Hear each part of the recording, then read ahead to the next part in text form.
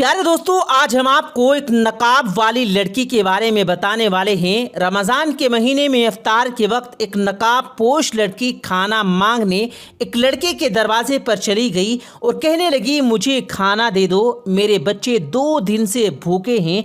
अगर तुम मुझे खाना दे दोगे तो देखना कल तुम्हारी ज़िंदगी बदल जाएगी। तो दोस्तों, ये सुनकर लड़के ने उसके साथ क्या किया और अगले दिन लड़के के साथ क्या हुआ, यही हम आपको आज की इस वीडियो में बताएंगे। आप इस वीडियो को आखिर तक ज़रूर देखें और अगर आपने वीडियो को लाइक नहीं किया है तो इसे लाइक भी ज़रूर कर दें। तो चलिए दोस्तों, शुरू करते हैं। प्यारे दोस्तों, जिन भाई का वाकया हम आपको सुनाने वाले हैं उनका नाम सकलेन है। वो बताते हैं कि मैं एक ऑफिस में काम किया करता था। मैं इतना पढ़ा लिखा नहीं हूँ, इसलिए मुझे किसी अच्छे ऑफिस में नौकरी नहीं मिल सकी। एक छोटे से ऑफिस में नौकरी मिली तो मैं बहुत ज़्यादा खुश हो गया कि चलो घर का गुजारा बसर तो हो जाएगा। आज से 5 साल पहले मुझे ये जॉब बहुत अच्छी लग रही थी, क्योंकि उस वक्त घर में सिर्फ मेरी बीवी और एक छोटा सा बेटा था, इसलिए घर के खर्चे इतने ज़्यादा नहीं थे। वक्त गुजरता गया, मेरे 3 बच्चे हो गए और इस तरह हम घर में 5 लोग हो गए। दिन ब दिन हमारे खर्चे बढ़ने लगे। फिर वक्त गुजरने के साथ महंगाई भी बढ़ती चली गई। बच्चे बड़े हुए तो उन्हें स्कूल में दाखिल करवाना पड़ा। उस स्कूल की फीस भी कम नहीं थी। ऐसे में मुझे ऑफिस से जो तनख्वाह मिलती थी, जो पैसे मिलते, वो तो महीने के शुरू में ही ख़त्म हो जाते थे और बाकी का महीना मुझे उधार लेकर गुजारा पड़ता था। मेरी बीवी मुझसे कहती कि तुम अपने ऑफिस के मालिक से बात करो ताकि वो तुम्हारी सैलरी को कुछ बढ़ा दे, क्योंकि इतने पैसों में अब हमारा गुजर बसर नहीं होता है। हमारे बच्चे अब बड़े हो रहे हैं, कल को इनके खर्चे और बढ़ जाएंगे। बीवी की बात सुनकर मैं परेशान हो जाता था, क्योंकि मैं ऑफिस के मालिक से कई बार इस सिलसिले में बात कर चुका था, लेकिन हर बार वो मेरी बात को सुनकर यही कहता कि देखो सकलेन, मैं जानता हूँ कि तुम्हारी तनख्वाह कम है, लेकिन मैं क्या करूँ, क्योंकि ऑफिस में इतना काम नहीं होता और अगर होता भी है तो तुमसे बड़े ऑफिसर वो काम कर लेते हैं, इसलिए इतनी तनख्वाह में गुजारा कर लो। अपने ऑफिस के मालिक की बात सुनकर मैं खामोश हो जाता, क्योंकि ऑफिस में काम वाकई बहुत कम था और अगर इत्तेफाक से काम आता तो मुझसे बड़े ऑफिसर वो काम कर जाते थे। मैंने ये बात कई बार अपनी बीवी को समझाने की कोशिश की, लेकिन वो हर बार एक ही बात कहती कि तुम ये नौकरी छोड़कर किसी दूसरे ऑफिस में नौकरी कर लो। बीवी की ये बात सुनकर मैं दब जाता था। अरे भाई, तुम समझती क्यों नहीं, नई जॉब तलाश करना इतना आसान नहीं। ये सुनकर मेरी बीवी भी गुस्से में आ जाती और कहती, पिछले कई सालों से तुम इसी सैलरी पर काम कर रहे हो और तुम्हारे ऑफिस का मालिक तुम्हें इसी सैलरी पर काम दे रहा है। मुझे तो लगता है तुम्हारे ऑफिस के मालिक की नीयत में खोट है, वो तुम्हारी तनख्वाह बढ़ाना ही नहीं चाहते। लेकिन मैं तुम्हें बता दूं कि मैं इस तनख्वाह में गुजारा नहीं कर सकती हूँ। सकलेन कहता है कि बीवी की धमकी सुनकर मैं घर से बाहर निकल आता और सोचता कि शायद मेरी बीवी की बात ठीक है, लेकिन अगर मेरे ऑफिस के मालिक की नीयत ख़राब है तो मैं क्या कर सकता हूँ। अगर मैं ऑफिस छोड़ दूं तो मुझे कोई नई जॉब फौरन नहीं देगा।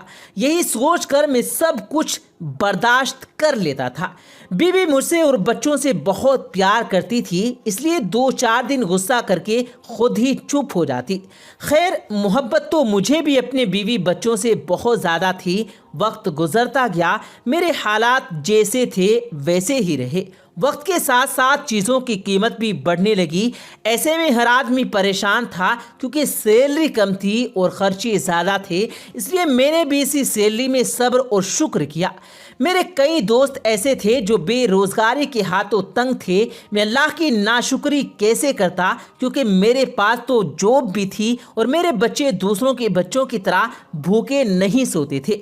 ये मेरे लिए शुक्र की बात थी और इन्हीं दिनों रमज़ान का बाबरकत महीना आ गया। मैं दुआ करने लगा कि अल्लाह इस महीने के सदके हमारा रिस्क बढ़ा दे, और मैंने ना चाहते हुए अपने ऑफिस के मालिक की तरफ देखने लगा कि शायद वो इस रमज़ान में मेरी सैलरी बढ़ा देगा। मगर ایسا نہیں ہوا۔ میں مغرب کی اذان سے آدھے گھنٹے پہلے اپنے گھر پر آ جاتا۔ ویسے بھی گھر میں جلدی آ کر میں کیا کرتا؟ بیوی تو ہر وقت جلی کٹی باتیں سناتی رہتی اور بچے اپنی معصومیت میں مجھے کہتے کہ ابو مجھے اپنے دوست کی طرح اچھے والے جوتے لینے ہیں۔ میں ان سے پیار سے بہلا لیتا اور کہتا کہ تم بس دعا کرو کہ تمہارے ابو کے پاس بہت سارے پیسے آ جائیں، پھر میں تمہیں ہر فرمائش تمہاری پوری کر دوں گا۔ یہ سن کر میرے بیٹے خوشی خوشی کھیلنے چلے جاتے۔ میری بیٹی یہ دیکھ کر میرے پاس آ کر بیٹھ جاتی اور کہتی ابو مجھے بھی عید پر بھیا کی طرح نئے جوتے لے کر دینا۔ بیٹی کی فرمائش سن کر میں ہنس پڑتا تھا۔ بچے بھی کتنے بھولے بھالے ہوتے ہیں نا، انہیں یہ احساس بھی نہیں ہوتا کہ بڑے ہونے پر کئی مشکلات ہمارے ساتھ چپک جاتی ہیں۔ جیسے جیسے عید قریب آ رہی تھی بچوں کی فرمائشیں بھی بڑھتی جا رہی تھی، مگر گھر آتا تو بچے مجھے گھیر کر بیٹھ جاتے اور روز کسی نئی چیز کا مطالبہ کرتے۔ ایک دن میں کام سے تھکا ہارا گھر آیا تو ابھی افطاری میں 20 منٹ باقی بچے تھے۔ بچے اندر کھیل رہے تھے جبکہ میری بیوی افطاری کے لیے جوس بنا رہی تھی۔ میں چپ چاپ چارپائی پر آ کر لیٹ گیا۔ مجھے خیال آیا کہ عید آنے والی ہے اور ابھی تک میں نے کسی کے لیے کچھ نہیں خریدا، کیونکہ پچھلے مہینے کی سیلری سے تو میں گھر کا سامان لے آیا تھا۔ اب مجھے سیلری عید کے بعد ملتی تھی تو یقیناً نہ تو میں بچوں کے لیے کچھ خرید پاتا اور نہ ہی اپنی بیوی کے لیے کچھ خرید پاتا۔ چلو میں خود تو پرانا سوٹ پہن لوں گا، لیکن بیوی بچوں کا کیا قصور تھا کہ میں انہیں عید کے دن کچھ بھی نیا نہ دلا سکا۔ میں دل سے دعا کرنے لگا کہ یا اللہ میرے آفس کے مالک کو ہر غم غریبوں کا کچھ احساس ہو جائے اور وہ ہمیں تھوڑی بہت تنخواہ ایڈوانس دے دے تاکہ میں اپنے بچوں کے لیے کچھ خرید سکوں۔ ابھی میں یہ سوچ ہی رہا تھا کہ اچانک دروازے پر دستک ہوئی۔ میری بیوی نے جوس بناتے ہوئے میری طرف دیکھا۔ میں پیروں میں جوتے ڈال کر چارپائی سے اٹھا اور دروازے پر آ گیا اور سوچنے لگا کہ اس وقت کون ہو سکتا ہے، کیونکہ افطاری میں وقت کم ہی بچا تھا۔ خیر جب میں نے دروازہ کھولا تو مجھے حیرت کا ایک جھٹکا لگا، کیونکہ سامنے ایک نقاب لگائے ہوئے لڑکی کھڑی تھی۔ اسے دیکھ کر میں ہکا بکا رہ گیا اور سوچنے لگا یہ لڑکی اس وقت میرے دروازے پر کھڑی کیا کر رہی ہے اور اسے مجھ سے کیا کام ہے۔ لڑکی نے میری حیرانی دیکھی تو شاید وہ شرمندہ رہ گئی اور اس نے مجھ سے ڈرتے ہوئے کہا صاحب میں اس وقت آپ کے گھر آنے کے لیے معافی چاہتی ہوں، میں کیا کروں کیونکہ میں بہت مجبور ہوں اور یہی مجبوری مجھے آپ کی دہلیز پر لے آئی ہے۔ یہ کہہ کر وہ لڑکی رونے لگی۔ مجھے سمجھ نہیں آ رہا تھا کہ وہ میرے گھر کیوں آئی ہے۔ اس نقاب پوش لڑکی نے میرے چہرے پر یہ سواگ لکھا ہوا دیکھا تو وہ روتے روتے کہنے لگی صاحب جی 2 دن سے میرے بچوں نے کچھ نہیں کھایا، اس وقت اگر آپ کے گھر میں کچھ ہے تو مجھے دے دو، دیکھنا کل آپ کی زندگی بدل جائے گی۔ یہ سن کر میں حیران رہ گیا، کیونکہ میں تو خود غریب انسان تھا۔ اس محلے میں کئی ایسے امیر لوگ تھے جو اس لڑکی کی مدد کر سکتے تھے۔ یہی بات میں نے اس لڑکی سے کہی تو وہ لڑکی کہنے لگی میں بہت مجبور ہوں، اس لیے میں بہت سارے گھروں میں گئی لیکن کسی نے میری بات کا اعتبار نہیں کیا، اس لیے میں آپ کے دروازے پر آئی ہوں۔ ثقلین کہتا ہے کہ اس لڑکی کی بات پر اعتبار تو مجھے بھی نہیں آ رہا تھا، لیکن میں نے تو سوچا کہ بیچاری پردہ دار لڑکی ہے، شام کے وقت کہاں جائے گی، اوپر سے اس کے بچے بھی بھوکے ہیں۔ میں نے اسے دروازے پر رکنے کا کہا اور پھر اپنی بیوی کے پاس آ کر اسے تمام باتیں بتا دی۔ بیوی تو میری بات سن کر بھڑک اٹھی اور کہنے لگی اگر ہم نے تمام کھانا اسے دے دیا تو ہم کیا کھائیں گے؟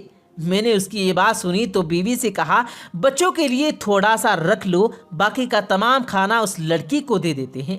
مجھے تو بیچاری بہت زیادہ مجبور لگ رہی ہے، پھر پردے کی حالت میں اور کہاں جائے گی؟ شام کا وقت ہے، باہر 100 طرح کے آوارہ لوگ ہوتے ہیں۔ یہ سن کر میری بیوی کچھ نرم پڑ گئی اور اس نے تمام کھانا الگ الگ شور میں ڈال دیا۔ میں نے وہ تمام کھانا جو میری بیوی نے افطار کے لیے بنایا تھا اس نقاب پوش لڑکی کو دے دیا۔ یہ دیکھ کر وہ لڑکی بہت خوش ہوئی اور خوشی کے مارے وہ لڑکی رونے لگی۔ میں نے اس سے کہا معاف کر دینا، میں نے تم سے جو کہا تھا کہ ہمارے گھر میں بس یہی کھانا پکا تھا، میں بھی کوئی امیر آدمی نہیں ہوں، غریب بندہ ہوں، تھوڑی سی سیلری میں ہم لوگ بڑی مشکل سے گزارا کر کے رہے ہیں، تم بس ہمارے لیے دعا کر دینا۔ یہ سن کر وہ دعائیں دیتی واپس چلی گئی اور میں واپس آ کر چارپائی پر بیٹھ گیا اور سوچنے لگا کہ اس دنیا میں کیسے کیسے مجبور لوگ ہیں جو اپنی مجبوری کی خاطر کسی کے آگے ہاتھ پھیلانے پر مجبور ہو جاتے ہیں۔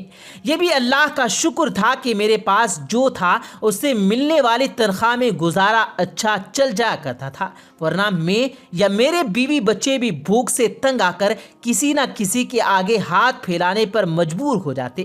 میں اس وقت اسی سوچ میں گم تھا کہ میری بیوی نے مجھے ہلایا اور کہا میں نے بچوں کو کھانا کھلا دیا، انہوں نے بہت کم کھانا کھایا، اس لیے تھوڑا سا سالن اور روٹی بچی ہوئی ہے، آؤ مل کر اسی سے افطاری کر لیتے ہیں۔ یہ سن کر میں نے ہاتھ دھوئے اور دسترخوان پر آ کر بیٹھ گیا۔ اس طرح ہم دونوں میاں بیوی نے بچا ہوا کھانا مل جل کر کھا لیا۔ میں نے کھانا کھانے کے بعد اللہ کا شکر ادا کیا کہ اس نے مجھے کسی کے سامنے ہاتھ پھیلانے سے بچا لیا۔ رات ہوئی تو میں اس بات کو بھول گیا اور نماز پڑھ کر لیٹ گیا۔ اگلے دن جب میں سحری کے لیے اٹھا تو میں یہ دیکھ کر حیران رہ گیا کہ واقعی میں ہمارے دسترخوان کھانے سے سجے ہوئے تھے۔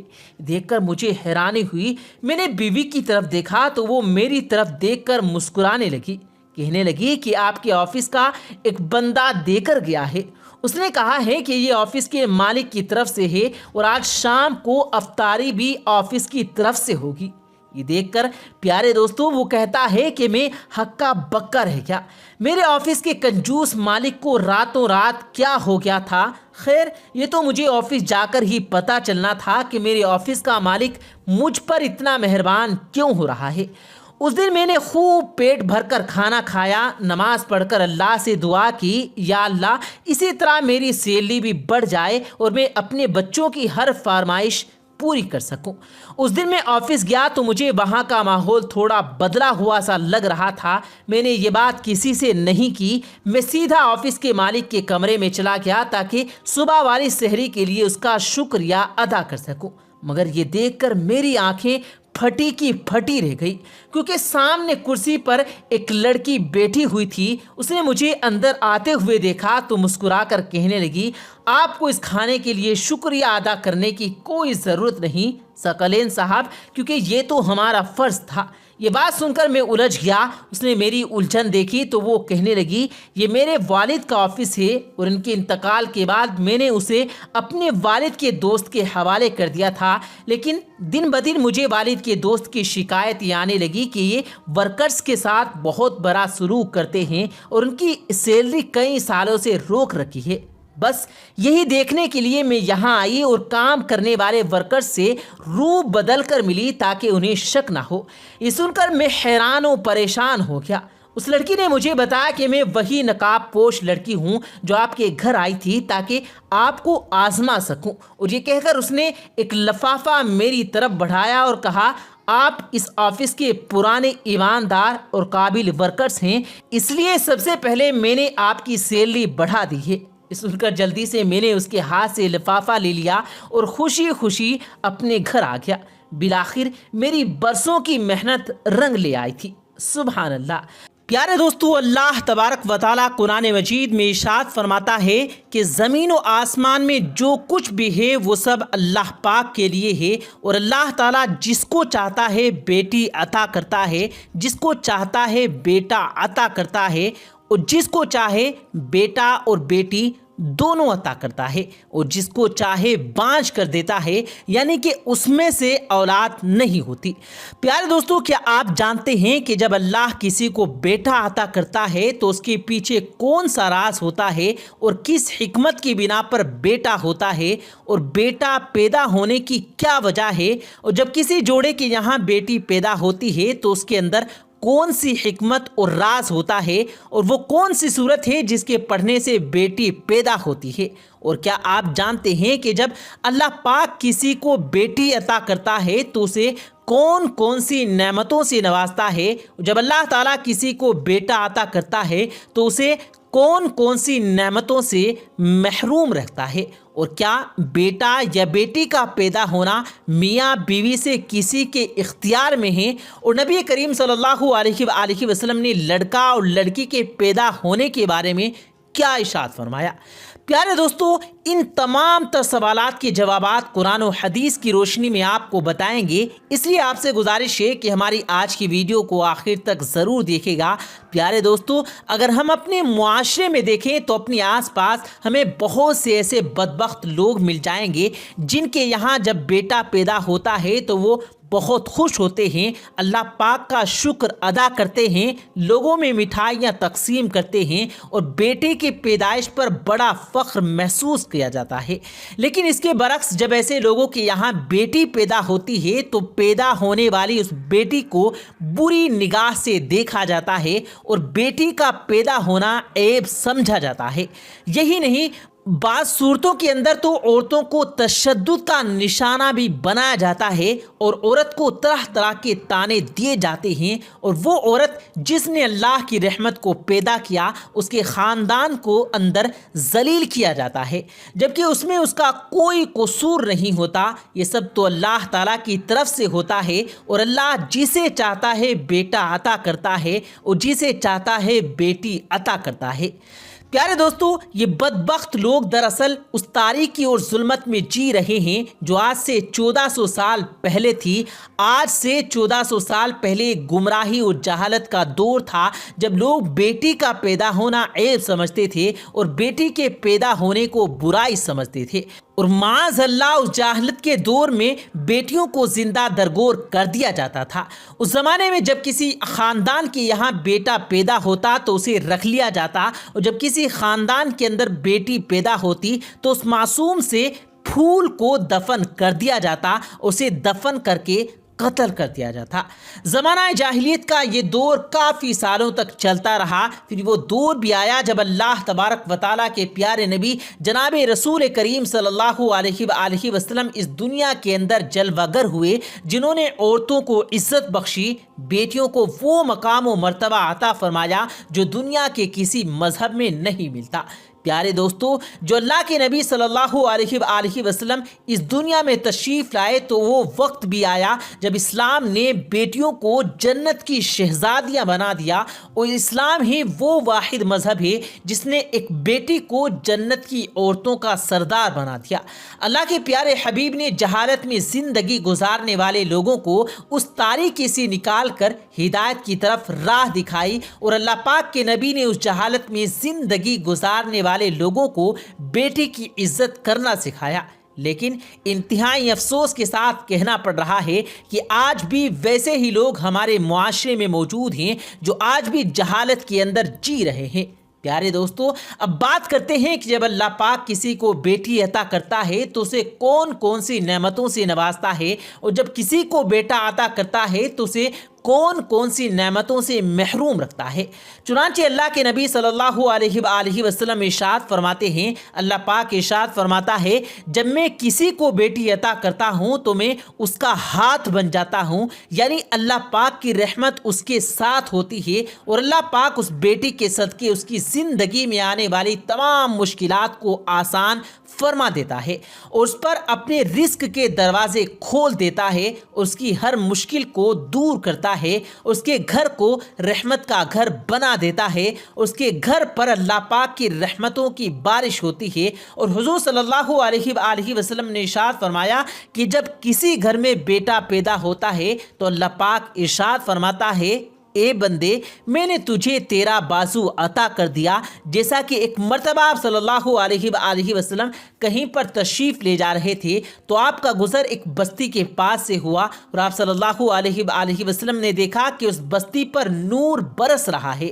جب آپ صلی اللہ علیہ وآلہ وسلم اس بستی کے پاس ٹھہرے تو آپ صلی اللہ علیہ وآلہ وسلم نے صحابہ کرام رضوان اللہ مجمعین سے فرمایا کہ یہ جو اس بستی پر اس قدر نور برس رہا ہے، یا تو اس بستی میں کسی گھر میں بیٹی کی ولادت ہوئی، یا کسی نے اپنے گھر میں कद्दू की हांडी बनाई हुई है।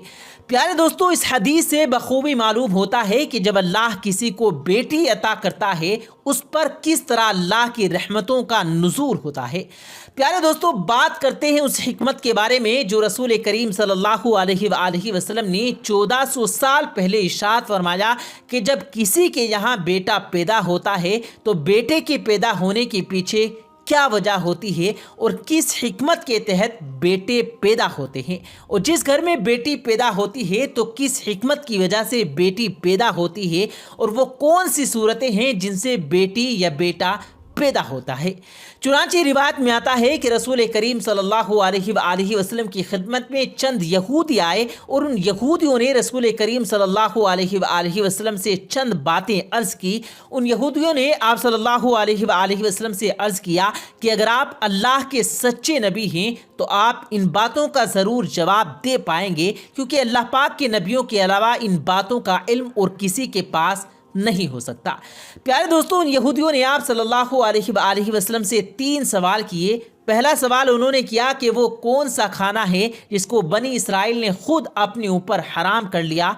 दूसरा सवाल उन्होंने आप सल्लल्लाहु अलैहि वसल्लम से ये पूछा कि नस्ल इंसानी में लड़के और लड़की की तख्लीक में ये जो फ़र्क है ये किस वजह से है।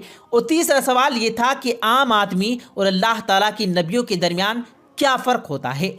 तो उन यहूदियों के सवालों का जवाब देते हुए नबी करीम सल्लल्लाहु अलैहि वसल्लम ने इरशाद फरमाया कि अगर तुम लोगों में सदाकत पसंदी या सच्चाई बाकी है तो तुम लोग समझ लो कि बनी इसराइल बीमारियों के अंदर मुब्तला हुए थे और उनके मर्ज़ ने शिद्दत इख्तियार कर ली थी, और उन्होंने अल्लाह पाक से ये मन्नत मानी थी कि अगर अल्लाह ताला हमें इस मोज़ी मर्ज़ से निजात दे दे तो हम अपने ऊपर अपनी पसंदीदा और मरगूब चीज़ों को हराम कर लेंगे। तो इस तरह से बनी इसराइल के लोगों ने खुद ही अपने ऊपर ऊँट का गोश्त और ऊँटनी का दूध हराम कर लिया। इस तरह इस पहले सवाल का जवाब सुनकर यहूदियों ने कहा कि बेशक रसूल करीम सल्लल्लाहु अलैहि वसल्लम ने सच फरमाया, यही हकीकत है। और दूसरा सवाल ये कि लड़के और लड़की की पैदाइश में क्या फ़र्क है। तो इसके जवाब में अल्लाह के रसूल सल्लल्लाहु अलैहि वसल्लम ने इरशाद फरमाया, मैं तुम्हें अल्लाह पाक की कसम देता हूँ, क्या तुम नहीं जानते कि मर्द का मादा सफ़ेद होता है और औरत का जर्द। इनमें से जो मादा दूसरे पर गालिब आ जाता है वही बच्चे की तख्लीक का सबब बनता है। अगर औरत का मादा मर्द के मादे पर गालिब आ जाए तो बच्ची पैदा होती है, और अगर मर्द का मादा औरत के मादे पर गालिब आ जाए तो बच्चा पैदा होता है। और यही अल्लाह का दस्तूर है, और अल्लाह ताला जिसको चाहता है बेटा अता करता है, जिसको चाहता है बेटियां अता करता है। और उन यहूदियों का तीसरा सवाल कि आम आदमी और नबियों के दरमियान क्या फ़र्क होता है, तो उसके जवाब में रसूल करीम सल्लल्लाहु अलैहि वसल्लम ने इरशाद फरमाया कि तमाम इंसानों पर और उनके आज़ा पर गफलत तारी हो जाती है और वो नींद में चले जाते हैं, और अंबिया किराम को अल्लाह पाक ने ये फजीलत बख्शी कि उनकी सिर्फ आँखें सोती हैं जबकि उनका दिल बेदार होता है और वो गफलत में दाखिल नहीं होते। प्यारे दोस्तों, अब बात करते हैं कि बेटा या बेटी के पैदा होने में मियाँ और बीवी दोनों में से किसी के इख्तियार में है या नहीं। इसके बारे में अल्लाह के रसूल सल्लल्लाहु अलैहि वसल्लम वाज़े तौर पर ये फरमाते हैं कि अल्लाह ताला जिसको चाहता है बेटा अता करता है, जिसको चाहता है बेटियां अता करता है। बेटा और बेटी के पैदा होने में किसी को इख्तियार नहीं, ये तो अल्लाह पाक की अता है, जिसे जो चाहे अता करता है।